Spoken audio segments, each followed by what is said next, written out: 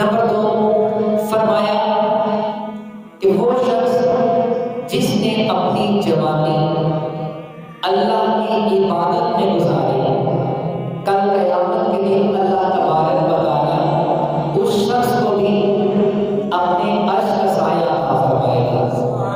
کرنا کیا ہے؟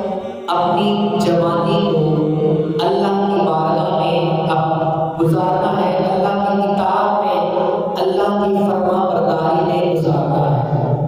یہ نہ ہو کہ ہم اپنی جوانی برباد کر بیٹھیں، جوانی میں برے کام کر کے اللہ کو کہیں ناراض نہ کر لیں۔ کرنا کیا ہے؟ اپنی جوانی میں رب کو راضی کرنا ہے، اور ویسے بھی جوانی میں عبادت کرنا یہ انبیاء کا شیوا ہے، یہ انبیاء کا